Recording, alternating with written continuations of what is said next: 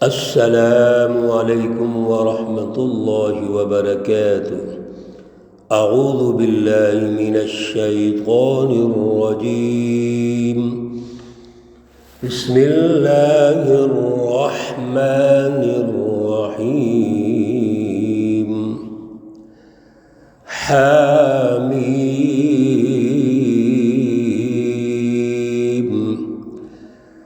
تنزیل من الرحمن الرحیم۔ صدق اللہ العلی العظیم۔ اللہم صلی علی سیدنا و مولانا محمد النبی الامی وعلى آلہ واصحابہ وبارک وسلم وصل علیہ۔ معزز سامعین و سامعات، آج الحمدللہ ہم سورہ حامیم السجدہ کا آغاز کر رہے ہیں۔ پارہ نمبر 24 ہے اور پہلی 3 آیات پر انشاءاللہ العزیز آج کا درس ہوگا۔ یہ سورہ مبارکہ مکۃ المکرمہ میں نازل ہوئی ہے، مکی صورت ہے۔ اس سورہ مبارکہ میں 54 آیات اور 6 رکوع ہیں۔ یہ سورہ مقدسہ حامیم سے شروع ہو رہی ہے۔ پچھلی سورہ مبارکہ سورۃ المؤمن بھی حامیم سے شروع ہوئی تھی، اور وہاں پر یہ عرض کیا تھا کہ حوامیم 7 صورتیں جو حامیم سے شروع ہو رہی ہیں ان کا یہاں سے آغاز ہو رہا ہے۔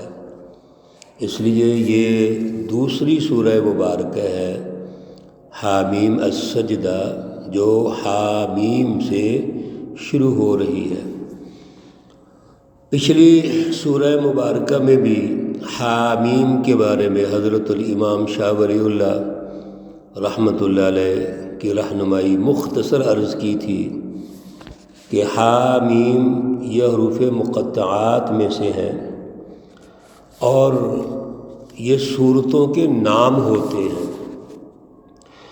تو اصل میں اس سے مراد اللہ کی تجلی ہے، ایسا اجمالی اور روشن نور ہے جس نے دنیا میں آ کر ان تمام مادی نظاموں کو توڑ دیا جو اللہ کی پہچان میں رکاوٹ بنتے ہیں، جو انسانی سماج اور سوسائٹی کی تشکیل میں ظلم کی وجہ سے رکاوٹیں پیدا ہوتی ہیں۔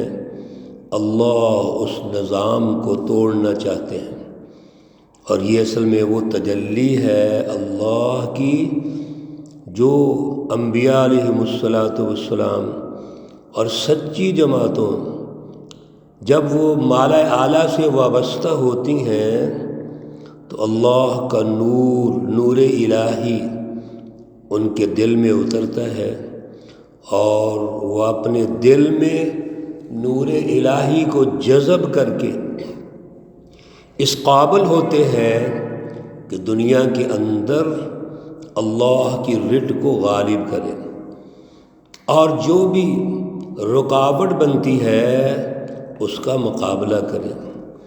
اس لیے پچھلی سورہ مقدسہ میں اللہ نے ایمانیات کی بنیادی حقیقت، اس کے اثرات و نتائج، جس میں حضرت موسیٰ علیہ السلام کا ذکر ہوا، پھر راجل مؤمن کی پوری تقریر آپ عزیزوں نے سنی ہے، اور فرعون کے دربار میں اللہ رب العزت کی رٹ کو غالب کرنے کے لیے اس نے فکری اعتبار سے بھی پروگرام پیش کیا، اور عملی اعتبار سے بھی جو کرنا چاہتے ہیں، اللہ کی رٹ کو غالب کرنا چاہتے ہیں، وہ بھی پیش کیا، اور پھر ان کو ڈرایا بھی کہ اللہ کے عذاب سے ڈرو۔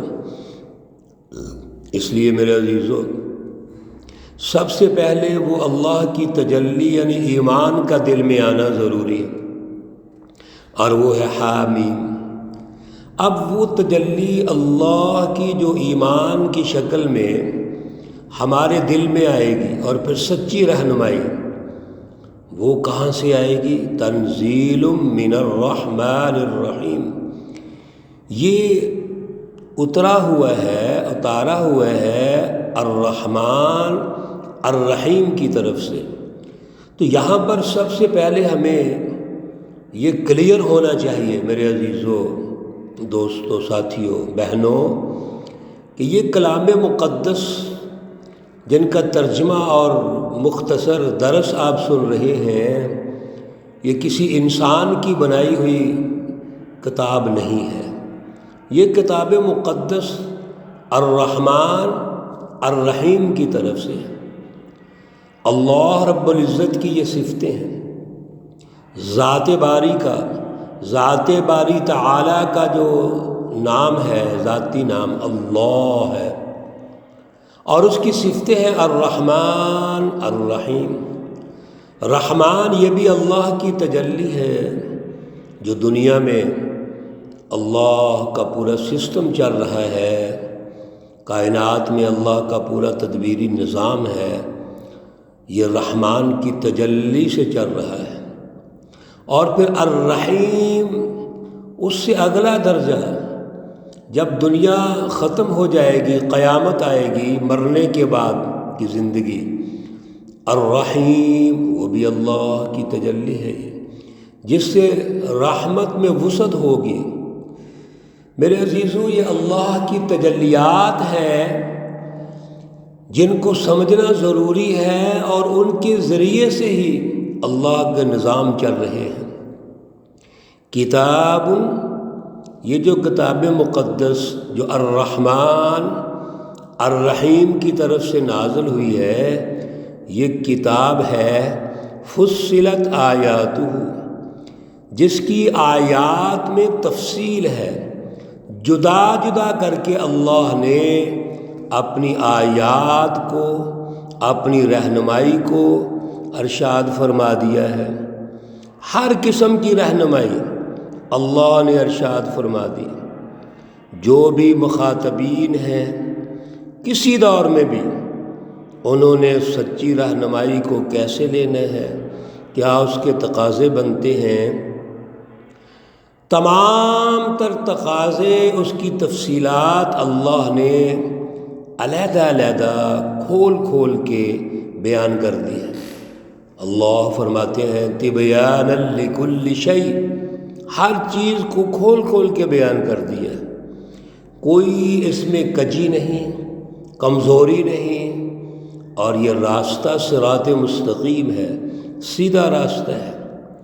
دوسری خصوصیت قرآناً عربیہ، یہ کلام مقدس عربی زبان میں نازل ہوا۔ ایک تو ہر چیز کھول کے بیان کر دی، ہر دور کے مطابق بیان کر دی۔ اور میرے عزیزو، قومی زبان اس وقت کی عربی ہے، تو قرآن کو عربی زبان میں نازل کیا ہے۔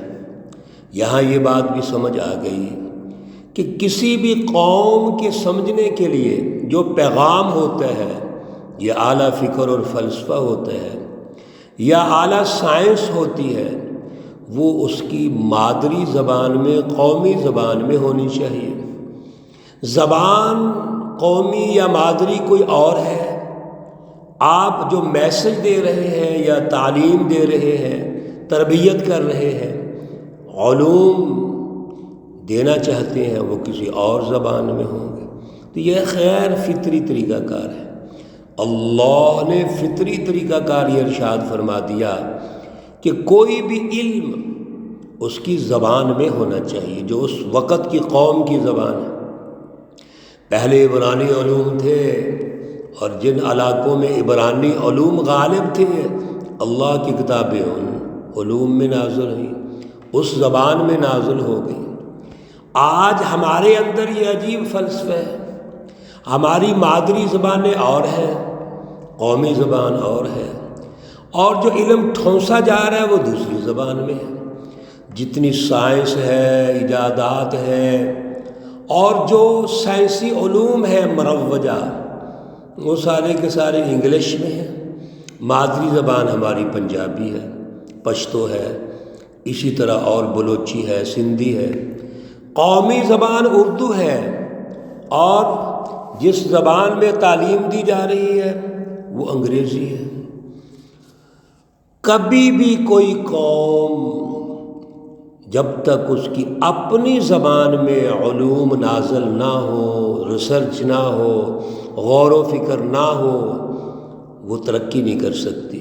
اس لیے آگے اللہ نے فرمایا لِقَوْمٍ، یہ اس قوم کے لیے ہے یعلمون، جو جاننا چاہتے ہیں، سمجھ والے ہیں۔ سمجھ کے لیے قومی علوم ہونا ضروری ہے۔ جو زبانیں موجود ہیں ان زبانوں میں علوم ہونے چاہیے، ایک بات۔ دوسری بات، جب ان زبانوں میں علوم ہوں گے تو پھر سمجھ اور غور و فکر کا ملکہ ہونا چاہیے۔ ہمیں وہ ماحول دینا ہے جس سے غور و فکر کیا جائے۔ تو اللہ رب العزت نے مکۃ المکرمہ کی سوسائٹی کے حوالے سے ارشاد فرما دیا کہ یہ کتاب مقدس جو الرحمن رحیم کی طرف سے ہے، اس میں کوئی کجی نہیں، ہر اعتبار سے صراط مستقیم ہے، سچی رہنمائی ہے، اور عربی زبان میں ہے۔ اب آپ کا کام ہے آپ کہ اس کو سمجھو۔ اللہ رب العزت کی یہ رہنمائی جاری ہے۔ میرے عزیزو، توجہ کی ضرورت ہے، ہر لفظ پہ اور آیت مقدسہ پہ توجہ اور غور و فکر کی ضرورت ہے۔ اللہ ہمیں اعلیٰ صلاحیت عطا فرمائے، اعلیٰ شعور عطا فرمائے۔ اللہ رب العزت تمام بیماروں کو شفائے کاملہ عاجلہ مستمرہ عطا فرمائے۔ اللہ رب العزت تمام مرحومین و مرحومات کو جنت الفردوس میں اعلیٰ مقام عطا فرمائے۔ اللہ رب العزت ہمارے بہن بھائی عزیز ساتھی جو پریشان حال ہیں ان کی پریشانیوں کو دور فرمائے، جو مقروض ہیں قرضوں کو بندوبست فرمائے، جو بے اولاد ہیں اللہ نیک اولاد عطا فرمائے، اور اس نظام ظلم کے جو برے اثرات ہیں، اثرات بد جو آج ہمارے اوپر غالب ہیں، اللہ اس نظام کو بھی ختم فرمائے اور اس کے برے اثرات سے بھی نجات عطا فرمائے۔ ربنا تقبل منا انك انت السميع العليم وتب علينا انك انت التواب الرحيم، وصلى الله تعالى على النبي الأمي محمد وعلى آله وأصحابه أجمعين برحمتك يا أرحم الراحمين۔ السلام علیکم ورحمۃ اللہ وبرکاتہ۔